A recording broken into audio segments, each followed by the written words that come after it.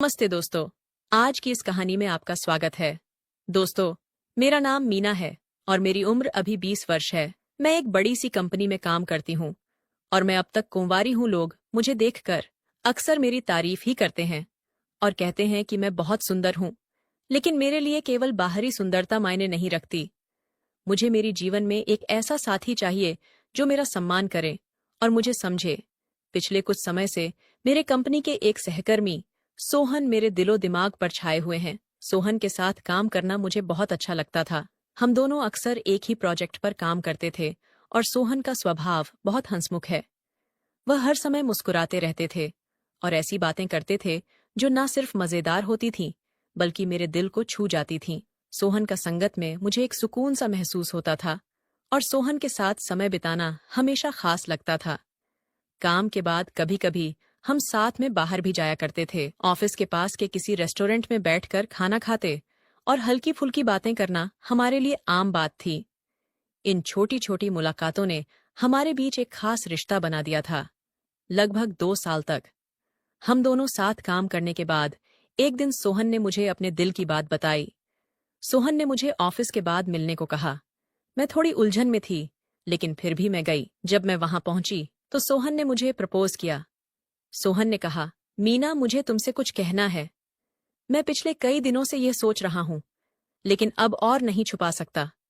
मुझे तुम बहुत पसंद हो।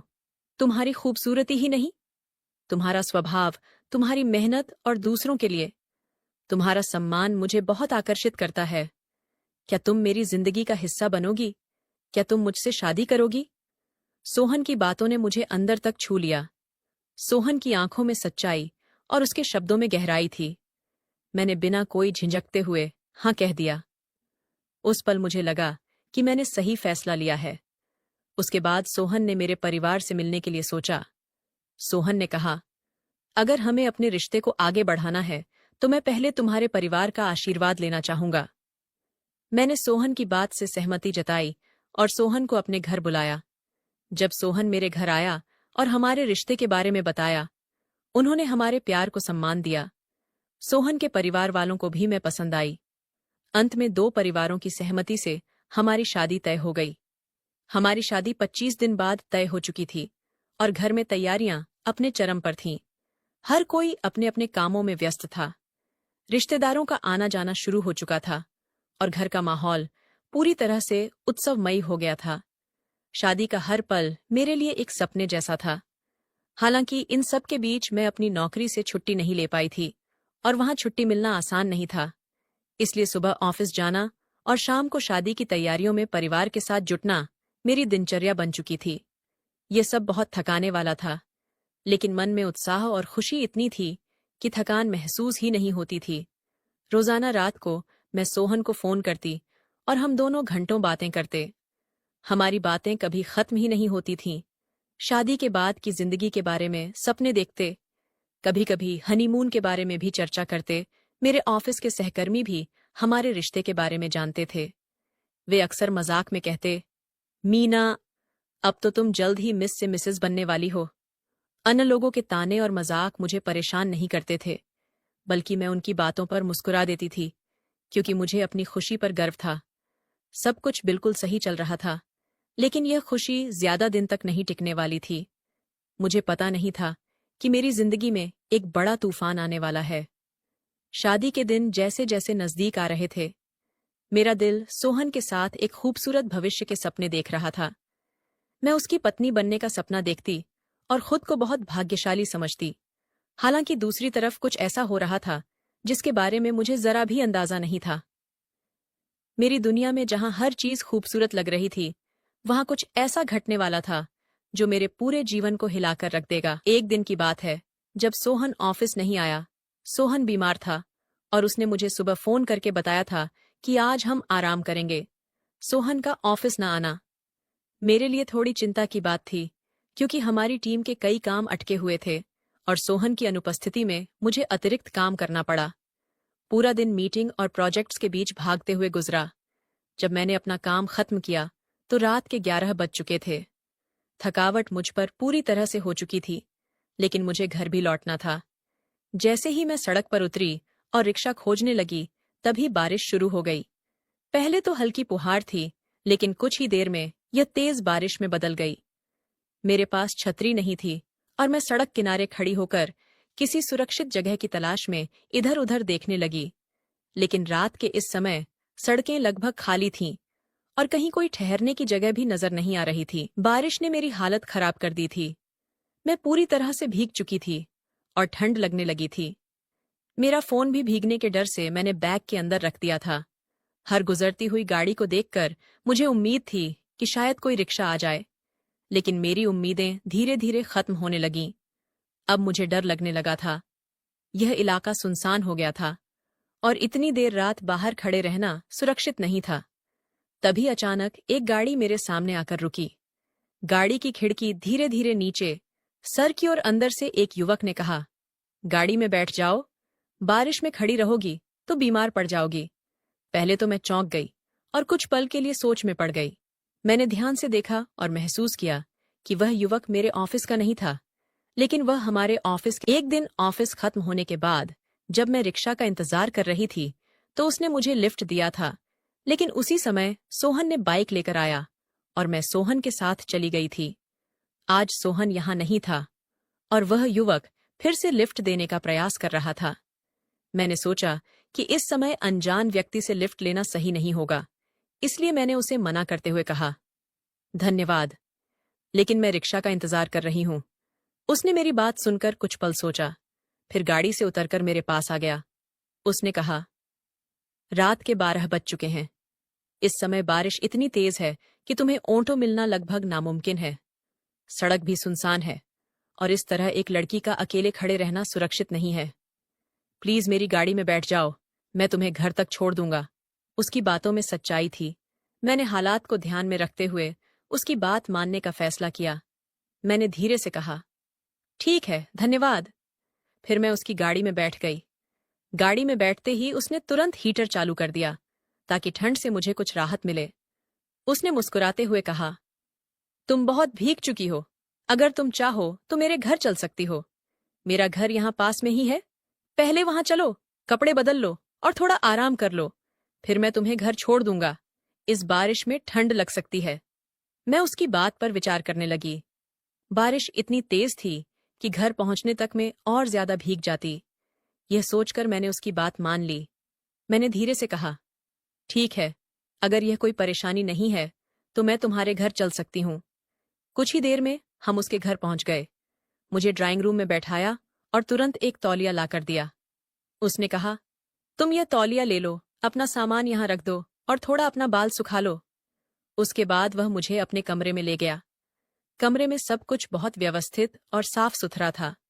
उसने अपनी अलमारी खोली और वहां से एक शर्ट और पैंट निकालकर मुझे दी। उसने कहा, तुम यह पहन लो, जब तक तुम्हारे कपड़े सूखते हैं तब तक यह पहन सकती हो। उसकी बात सुनकर मैंने हिचकिचाते हुए कपड़े ले लिए। फिर वह तुरंत कमरे से बाहर चला गया। मैं अपने शरीर को पोंछते हुए सामने शीशे में देख रही थी। मैंने सोचा कि पहले अपने बाल सुखा लूं, क्योंकि गीले बालों के कारण मेरे सिर दर्द होने लगता है। मैं धीरे धीरे अपने बाल सुखा रही थी। इससे पहले कि मैं कपड़े पहन पाती, अचानक वह कमरे में आ गया। उस समय मैं केवल तौलिए में थी। उसने मुझे ऐसी स्थिति में देखा और कुछ क्षण के लिए वह चुपचाप मुझे देखता रहा। फिर उसने तुरंत सॉरी कहते हुए दरवाजा बंद कर दिया। मैं बहुत असहज हो गई थी। एक अनजान युवक ने मुझे इस स्थिति में देखा था और मेरी शर्म से मैं राहत नहीं महसूस कर पा रही थी। मैंने तुरंत उसका शर्ट पहना, लेकिन उसकी पैंट मुझे फिट नहीं थी, इसलिए मैंने तौलिए से खुद को ढक लिया और बाहर निकल गई। वह मुझे देखकर बोला, माफ कर दो, पर मैंने दरवाजा खटखटाया था। तुमने जवाब क्यों नहीं दिया? तब मुझे एहसास हुआ कि उसने दरवाजा खटखटाया था, लेकिन मैं इतनी असहज थी कि मैं कुछ भी नहीं बोल पाई। मैंने कहा, जो कुछ हुआ वह मेरी गलती की वजह से हुआ है। मैं बहुत भ्रमित महसूस कर रही थी। इसके बाद मैंने उससे पूछा कि मेरे कपड़ों का क्या किया जाए। उसने कहा, मैंने तुम्हारे कपड़े वॉशिंग मशीन में डाले हैं, उन्हें सूखने में कुछ टाइम लगेगा, तब तक थोड़ा आराम करो। उसने कहा, चलो कुछ खाते हैं। उस रात जब हम दोनों रसोई में गए, उसने मेरे लिए नाश्ता लाए और चाय बनाई। जब सब कुछ तैयार हो गया तो उसने प्लेटें लगाईं और हम दोनों खाने के लिए बैठ गए। जैसे ही मैं खाने लगी, मैंने महसूस किया कि वह बार बार मेरी तरफ देख रहा है। पहले तो मुझे लगा कि शायद वह कुछ कहना चाहता है, लेकिन फिर मुझे ध्यान आया कि शायद मेरी शर्ट का ऊपरी बटन खुला हुआ है। ये सोचते ही मैं थोड़ा असहज हो गई और तुरंत अपने शर्ट का बटन ठीक करने लगी। वह इस पर थोड़ी देर चुप रहा, लेकिन फिर उसके चेहरे पर एक हल्की मुस्कान आई। अचानक उसने मेरी ओर झुककर कहा, तुम प्रिय सोम पहन लो, मैं तुम्हारे लिए लाकर देता हूं। मैंने उसकी बात सुनी और थोड़ी हैरानी में पड़ गई। हालांकि उसकी बात में कोई गलत इरादा नहीं लगा। उसने मेरे लिए अलमारी से प्रिय सोम निकाला और मुझे पकड़ाते हुए कहा, यह पहन लो, इसमें तुम ज्यादा आराम महसूस करोगी। मैं प्रिय सोम लेकर कमरे की ओर चली गई। मैंने जल्दी से दरवाजा बंद करने की कोशिश की, लेकिन शायद गड़बड़ी में दरवाजा पूरी तरह बंद नहीं हुआ। ये बात मेरी नजरों से छूट गई। मैं प्रिय सोम पहनने की तैयारी कर रही थी, तभी अचानक बिना दरवाजा खटखटाते हुए वह फिर से अंदर आ गया। वह कुछ पल के लिए वहीं खड़ा रहा। मुझे बहुत असहज महसूस हुआ, लेकिन वह मेरे करीब आया और मुझे अपनी गोद में ले लिया। मैं खुद पर नियंत्रण नहीं रख पाई और बहक गई। मैं अचानक उसके प्रेम में खो गई। मुझे नहीं पता था कि क्या चल रहा है। उसका स्पर्श अलग सा लग रहा था। कुछ देर बाद अचानक मेरे मन में ख्याल आया कि मैं क्या कर रही हूं, क्या यह सही है? जैसे ही यह विचार आया, मेरे आंखों में आंसू आ गए। मैंने उसे रुकने को कहा, तू यह क्या कर रहा है? मैं तुझे अच्छे से जानती भी नहीं। तब उसने शांति से कहा, मेरा नाम रोहित है। ये सुनकर मुझे झटका लगा, क्योंकि वह मेरे पास के ऑफिस का सीईओ था। वह बहुत अमीर और प्रतिष्ठित था। मुझे उसका चेहरा परिचित लगा, क्योंकि कई बार लिफ्ट में हम आमने सामने आए थे, लेकिन मैंने कभी उसे ध्यान से नहीं देखा था। मैंने उसे रुकने के लिए कहा और कहा, अब कुछ भी मत कर। वह रुक गया और मेरे आंखों से आंसू देखकर कमरे से बाहर चला गया। उसने सीमा पार नहीं की थी और मेरा सम्मान सुरक्षित रखा था। मैंने देखा कि मेरे कपड़े सूख चुके थे। मैंने कपड़े पहने और बाहर आई। रोहित शांति से बैठा था और मुझे नहीं देख रहा था, लेकिन मुझे उससे बात करनी थी।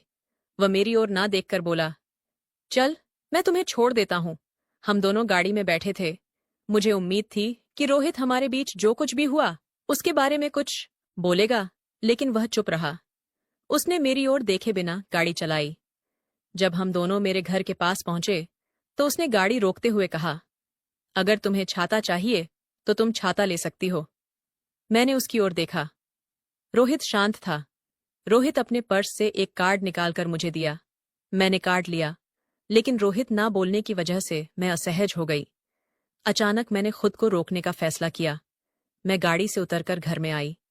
अपने बेडरूम में जाकर मैं बहुत देर तक विचार करती रही। मैंने उसके कार्ड को देखा, जिसमें उसका फोन नंबर था।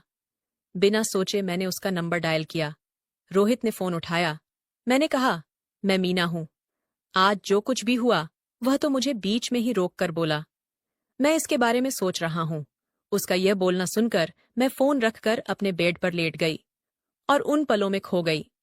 अगले दिन सुबह मैंने रोहित को गुड मॉर्निंग का मैसेज भेजा। आज रविवार था, इसलिए छुट्टी थी। इसका मतलब था कि रोहित मुझे ऑफिस में नहीं मिलने वाला था। उसका जवाब तुरंत आया, आज क्या कर रही हो? मुझे आज शादी के लिए शॉपिंग पर जाना था। लेकिन मैंने लिखा, मैं फ्री हूं। इस पर उसने लिखा, मेरे घर आ जाओ, दोपहर का खाना तैयार रखूंगा। मैंने घड़ी देखी, 11 बजे थे। मैं तुरंत तैयार हुई और अपने माता पिता को बताया कि मैं शॉपिंग पर जा रही हूं। असल में मुझे रोहित से मिलना था। हमारे बीच जो हुआ उससे मेरे मन में गड़बड़ मच गई थी। मैं 12 बजे उसके घर पहुंची। उसने मुस्कुराते हुए मुझे अंदर बुलाया और कहा, खाना तैयार है, पहले खा लो, फिर बात करेंगे। हमने खाना खाया। खाने के बाद मैंने कहा, रोहित, कल जो कुछ हुआ वह कैसे हुआ? मुझे नहीं समझ में आया, लेकिन मेरा विवाह तय हो गया है और कुछ दिनों में शादी होनी है। यह सुनते ही रोहित के चेहरे पर गुस्सा और दहक स्पष्ट हो गया। वह कुछ समय चुप रहा। जब मैं जाने लगी तो रोहित मेरा हाथ पकड़ा और कहा, अगर तुम अपना विचार बदलती हो तो मैं यहां तुम्हारी प्रतीक्षा करूंगा। उसकी आंखों में उसके लिए प्रेम का एहसास हो रहा था। उसका एक साधा स्पर्श भी मेरे पूरे शरीर में एक अनोखा कंपन पैदा कर रहा था। मैं नहीं समझ पा रही थी कि मैं इतनी कमजोर क्यों हो रही हूं। अचानक मैं उसके पास गई और उसे गले लगा लिया। उसके शब्द और भावनाएं मुझे आकर्षित कर रहे थे। मैंने उसे छोड़ने के लिए कठिनाई से खुद को रोका और फिर से सोहन के साथ शॉपिंग में व्यस्त हो गई। रात को घर लौटने पर सोहन का फोन आया, लेकिन उस समय मुझे उससे बात नहीं करनी थी। हमारे बीच फोन पर जो रोमांस होता था वह मुझे अब महसूस नहीं हो रहा था। मैंने उसे कहा, सोहन, मैं बहुत थक गई हूं, कल बात करेंगे। इतना कहकर मैंने फोन रख दिया। लेकिन सच तो यह था कि मैं रोहित को फोन करना चाहती थी। फोन उठाते ही उसने पूछा, आज क्या किया? मैंने जवाब दिया, मैं सोहन के साथ शादी की शॉपिंग में बिजी थी। लेकिन तुमने क्या किया? वह बोला, मैं सिर्फ तुम्हारे विचार में खोया हुआ था। रोहित ने कहा, अगर कल टाइम हो तो प्लीज मेरे साथ खाने आना। मैंने उसे साफ साफ कहा कि मैं नहीं आऊंगी। तुम्हें पता है, मैं शादी करने जा रही हूं। यह कहकर मैंने फोन रख दिया। लेकिन अगले दिन पता नहीं मुझे क्या हुआ। दोपहर के टाइम मैं उसके घर पहुंची। रोहित ने मुझे देखकर मुस्कुराते हुए अंदर बुलाया और हम सोफे पर बैठे थे। तभी अचानक वह मुझ पर झुका और रोने लगा, उसकी भावनाएं व्यक्त करने लगा। रोहित ने पूछा, तूने कल कहा था कि मैं नहीं आ पाऊंगी, तो आज कैसे आई? क्या तुझे भी मेरे जैसा ही महसूस हो रहा है? फिर ये दूरी क्यों चल रही है? इसे मिटा दे। रोहित ने कहा, तू मेरी है, मैं तेरा साथ नहीं छोड़ सकता। चल मेरे साथ। वह मुझे अपनी गाड़ी से मेरे घर लेकर गया और सीधे अंदर चला गया। मेरे माता पिता ने उसे अजीब नजरों से देखना शुरू किया। रोहित ने अपने आप को पहचान कराया और फिर कहा, अब हम दोनों एक हो चुके हैं, हम अलग नहीं हो सकते। मेरी चेहरे पर उसके शब्दों से मुझे शर्म आ रही थी और मैं देख रही थी कि वह मेरे मम्मी पापा को यह कैसे बताएगा। मेरे माता पिता ने बड़े आश्चर्य से उसे देखा। मेरे पापा ने कहा, लेकिन बेटा, तुझे कुछ दिनों बाद सोहन के साथ शादी करनी है। रोहित ने अपनी जेब से एक छोटा सा बॉक्स निकाला और जिसमें सिंदूर था, उसने तुरंत वह सिंदूर मेरी मांग में भर दिया और कहा, मीना, अब तू मेरी पत्नी है। इसके बाद वह मेरा हाथ पकड़कर मुझे घर ले गया। मैं उस क्षण में क्या बोलूं? मैं उस भूकंप में बह गई थी। हमारा शादी टूट जाने के कारण सोहन का दिल टूट चुका था और मेरे माता पिता को यकीन ही नहीं हो रहा था। मुझे समझ में नहीं आ रहा था कि मैं अनजान लड़के के इतने करीब कैसे पहुंच गई और कैसे मैंने अपनी शादी तोड़कर उसके साथ रहने का निर्णय लिया। लेकिन शायद ये प्रेम था। प्रेम में हम कई बार होश खो देते हैं और यही मेरे साथ हुआ। तो दोस्तों, आपको यह कहानी कैसी लगी? कमेंट करके जरूर बताएं। अगर आपको यह कहानी पसंद आई हो तो इसे लाइक करें और अपने दोस्तों के साथ शेयर करें। आगे भी ऐसी ही रोमांचक कहानियों के लिए हमारे चैनल को सब्सक्राइब करें ताकि आप हमारी कोई भी कहानी मिस ना करें।